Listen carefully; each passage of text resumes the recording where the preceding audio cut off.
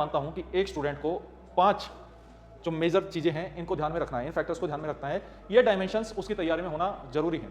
जब 2024 का एग्ज़ाम आया तो स्टूडेंट्स को बहुत आश्चर्य हो गया, सर ये क्या पूछ लिया यूपीएससी ने, यूपीएससी कुछ भी पूछ रही है। ऐसे स्टूडेंट्स का रिएक्ट करना स्वाभाविक भी था, लेकिन मेरा ऐसा रिएक्शन नहीं था। वो यूट्यूब पे मेरी सारी वीडियोस अवेलेबल हैं। 2 दिन के अंदर ही कौन से क्वेश्चन हमारी बुक में कहाँ से थे वो विद प्रूफ मैंने डाल दिए, और शायद इसलिए मैं आश्चर्यजनक नहीं था। 40-50% एरिया ही तैयार करोगे तो जो 50% एरिया है या 40% एरिया है जो आपने तैयार नहीं किया है उससे क्वेश्चन आना स्टार्ट हो जाएंगे, तो आपके लिए आश्चर्यजनक वो बिल्कुल होगा, और ऐसा रिएक्ट करना स्वाभाविक भी है। लेकिन मेरा एज आई टोल्ड यू मानना ऐसा है कि एक स्टूडेंट को इस तरीके से प्रिपेयर करना चाहिए कि try for the best and prepare for the worst. आपको इस फियर जोन से बाहर आना है और लर्निंग जोन में एंटर करना है।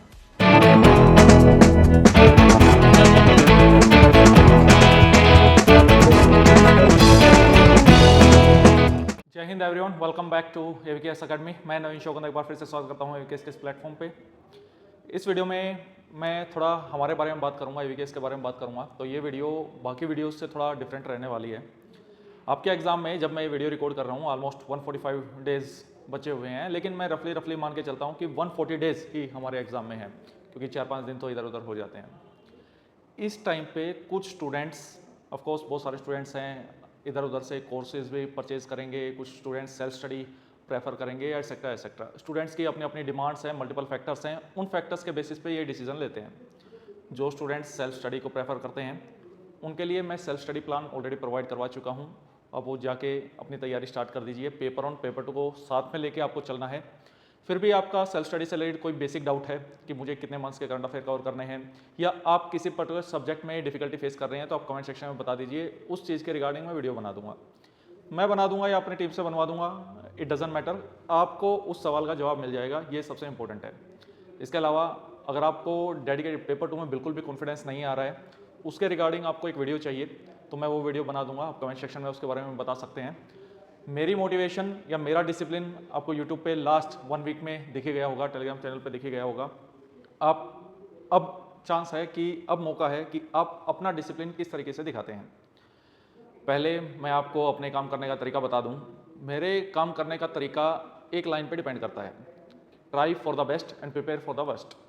और ये सेम बात मैं स्टूडेंट्स को भी बोलना चाहूँगा कि आपके एग्ज़ाम में ऐसा भी हो सकता है कि 2024 जैसा एग्ज़ाम आए, और आपके एग्ज़ाम में ऐसा भी हो सकता है कि 2023 जैसा एग्ज़ाम आए, जो कि कंपेरेटिवली ईजी था एज़ कम्पेयर टू 2024।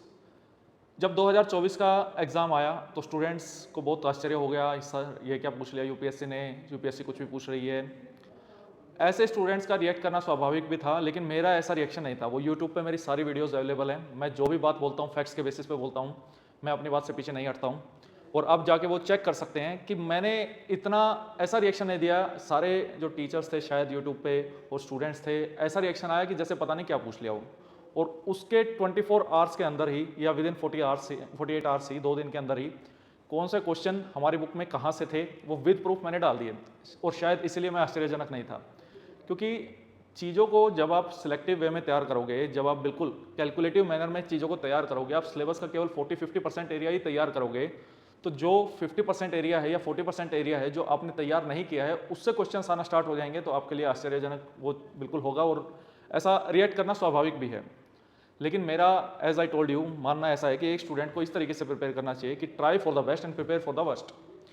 इसमें हमारी प्रिपरेशन को हम 140, अभी की बात कर रहा हूँ, 140 डेज में डिवाइड करेंगे, जिसमें 80 डेज हम कॉम्प्रिहेंसिव वे में स्टडी करेंगे। मोटे मोटे तौर पे आप मान के चलो कि आप लगभग 10 घंटे के एवरेज मेंटेन करते हो अपने पढ़ाई में। ऑफ कोर्स मैं ये उन स्टूडेंट्स के बारे में बात नहीं कर रहा हूँ जो जॉब करते हैं, उनके लिए ये कर पाना बिल्कुल भी ईजी नहीं है, और मतलब प्रैक्टिकली नहीं हो पाएगा कि कोई अगर बंदा 10-12 घंटे की नौकरी करता है तो वो 10 घंटे पढ़ ले, ऐसा नहीं हो पाएगा। उनके लिए भी अगर कुछ ऐसा इश्यूज़ है तो वो वीडियो बना देंगे, उनके लिए अलग टाइम टेबल और अलग चीज़ें स्टडी प्लान बनेगा। अब जनरलाइज वे में बातें स्टार्ट करते हैं कि फर्स्ट 80 डेज में हम कॉम्प्रिहेंसिव वे में ओवरऑल सिलेबस पे फोकस करेंगे, और जो हमारे 60 डेज बच गए उसमें हम कैलकुलेटिव मैनर में, सिलेक्टिव मैनर में चीज़ों पे फोकस करेंगे। स्टूडेंट्स जो मिस्टेक करते हैं वो मिस्टेक ये होती है कि जो फोकस उनको लास्ट 60 डेज में करना चाहिए वो 140 डेज की अप्रोच लेके चलते हैं, वो सिलेक्टिव वे में पढ़ाई को करते हैं कि मोस्ट इंपॉर्टेंट टॉपिक्स उन्होंने पढ़ लिए। अब उन टॉपिक्स में से क्वेश्चन आ गए तो तुक्का लग गया, अब क्वेश्चन उनसे बाहर से आ गए तो यूट्यूब पे या टेलीग्राम पे या इधर उधर आक्रोश जाहिर कर दिया कि यूपीएससी पागल हो गई है, यूपीएससी कहीं से भी कुछ भी पूछ ले रही है। एटसेट्रा एटसेट्रा, अपने अपने तरीके रहते हैं। लेकिन मैं बस इतना समझता हूँ कि ऐसा बोलने से, ऐसा चिल्लाने से क्या हो जाएगा, जो एग्ज़ाम था वो तो हो चुका। इसका सोल्यूशन ये है कि प्रिकॉशन, जो प्रिवेंटिव मेजर्स हैं, वो हमेशा टॉप प्रायोरिटी पे होने चाहिए। और हमारे प्रिवेंटिव मेजर्स हैं जो हम बोलते हैं, जो precaution is better than cure, वो क्या है? वो यही है कि इस टाइम पे हम कॉम्प्रिहेंसिव वे में चीज़ों को लेके चलें। और इस टाइम पे स्टूडेंट को जो बेसिक 3 सवाल जो सबसे ज़्यादा तंग करते हैं वो ये हैं कि what to study, where to study and how to study. तो हमारे जो तैयारी करने का तरीका है वो, मैं मानता हूँ कि एक स्टूडेंट को 5 जो मेजर चीज़ें हैं इनको ध्यान में रखना है, इन फैक्टर्स को ध्यान में रखना है। ये डायमेंशंस उसकी तैयारी में होना जरूरी है। सबसे पहला, ऑफ कोर्स हायरार्की इसमें ज़्यादा मैटर नहीं करती, लेकिन ये 5 फैक्टर्स उसकी तैयारी में होना चाहिए, चाहे वो 140 डेज है या कोई पहले से तैयारी करते आ रहा है या जो भी वट। उसमें सबसे इंपॉर्टेंट है सिलेबस कवरेज। अगर आपका सिलेबस ही अधूरा है दोस्त, तो ना तो आपको कॉन्फिडेंस आएगा और ना आप सारे क्वेश्चंस कर पाएंगे। सारे क्वेश्चंस करने का मतलब ये है कि आप 125 में से जो एक स्टूडेंट को लगभग 90 के आसपास क्वेश्चन अटेम्प्ट करने चाहिए, 90 से 100 के बीच में, वो नहीं कर पाएंगे। अब मुश्किल से वही 50-60 क्वेश्चन कर पाएंगे और हमेशा की तरह जो स्टूडेंट्स मेरिट आउट होते हैं उसकी भीड़ में जाते रहेंगे, या मतलब रिटर्न क्लियर नहीं होता जिनका। दूसरा, पैटर्न एंड डिमांड। अब सिलेबस को समझना भी बहुत ज़रूरी है और दूसरा, एग्जाम के पैटर्न को समझना बहुत ज़रूरी है और उसकी डिमांड को समझना ज़रूरी है। वो आपको समझ में आएगा पीवाईक्यू एनालिसिस से। तो PYQ analysis is also an important factor. एक जो इंपॉर्टेंट फैक्टर है that is the strategy. Strategy is how to make balance between the paper 1 and paper 2। दोनों की तैयारी में बैलेंस कैसे बनाएं, और एक पेपर 1 की ही तैयारी में सब्जेक्ट के बीच में बैलेंस कैसे बनाएं। पॉलिटी को कितना समय दें, हिस्ट्री को कितना समय दें, ज्योग्राफी को कितना दें, साइंस को कितना दें, इन्वायरमेंट को कितना दें, एटसेट्रा एटसेट्रा। मिसलेनियस टॉपिक्स कहाँ से कवर करें, ये सब बेसिक डाउट्स रहते हैं। करंट अफेयर्स कितने मंथ्स के कवर करें, ये सब सवालों के जवाब अगर आपके पास हैं। मुझे पेपर 2 में कितने टॉपिक्स तैयार करने हैं, मैं कॉन्सेप्चुअल क्लैरिटी कैसे लेके आऊँ, नॉलेज कैसे लेके आऊँ, आंसर राइटिंग प्रैक्टिस कैसे करूँ, कितनी देर करूँ, ग्रामर कहाँ से कवर करूँ, कितनी कवर करूँ। अगर इन सब सवालों के जवाब आपके पास हैं, और ऑफकोर्स कहाँ से करूँ के साथ साथ कब करूँ, ये भी एक इंपॉर्टेंट फैक्टर है। अगर ये सवालों के जवाब आपके पास हैं तो मीन्स आपके पास एक अच्छी स्ट्रेटजी है। अब उसको एग्जीक्यूट करना बस ज़रूरी है। लेकिन अगर आपके पास इन सवालों के जवाब नहीं है तो मीन्स आपके पास एक स्ट्रेटजी नहीं है और रैंडमली आप प्रिपेयर कर रहे हैं। और मोस्टली स्टूडेंट्स ऐसा ही करते हैं, रैंडमली प्रिपेयर करते हैं और फिर रिजल्ट भी रैंडमली ही आता है। टेस्ट सीरीज को नेगलेक्ट करके चलते हैं। ठीक है, मान लिया कि आपने तैयारी कर ली कि पेपर 1 अच्छे से तैयार कर लिया, पेपर 2 अच्छे से तैयार कर लिया, लेकिन अब उस चीज़ को आप टेस्ट कहाँ पे करोगे? Test is an integral part of preparation. आप इसको कभी भी नेगलेक्ट नहीं कर सकते। जो स्टूडेंट्स नेगलेक्ट करके रखते हैं, चाहे आप टेस्ट किसी के भी लगाइए, टेस्ट लगाने जरूरी हैं, टाइम बाउंड मैनर में लगाने जरूरी हैं। इवन जो स्टूडेंट्स ऑनलाइन स्टडी करते हैं कि ऑनलाइन कोर्स से पढ़ रहे हैं, चाहे वो हमारा है या किसी और का है, उसके लिए भी मैं ये रिकमेंड करता हूँ कि आप प्रॉपर पीडीएफ को डाउनलोड करके प्रिंट आउट निकाल के ओएमआर बेसिस पे आपको टेस्ट लगाने चाहिए, ताकि आप प्रॉपर टाइम को मैनेज कर सकें। ओएमआर भरने में जो टाइम लगता है उसको मैनेज कर सकें। स्क्रीन पे पढ़ने में और कागज़ पे नोटबुक में पढ़ने में बहुत डिफरेंस होता है। तो पेज पलटने में, मार्क करने में, हाथ चलाने में, इन सब चीज़ों में जो प्रैक्टिकल एक्सपीरियंस होता है वो काफ़ी डिफरेंट होता है स्क्रीन के कंपेरेटिवली। तो ऐसी टेस्ट सीरीज लगाइए जो डाउनलोडेबल फॉर्म में हो, जो फिजिकल फॉर्म में हो। दिस ऑल अबाउट कि एक प्रिपरेशन इन चीज़ों से मिलके बनती है और ये आपकी प्रिपरेशन का पार्ट होना चाहिए। एट प्रेजेंट जो स्टूडेंट्स हैं, जो वो कंफर्ट जोन में रहेंगे बहुत सारे, लेकिन नोटिफिकेशन आने के बाद थोड़ा सा फियर जोन में एंटर कर रही हैं, थोड़ा थोड़ा पढ़ना स्टार्ट कर दिया, लेकिन डर भी लग रहा है।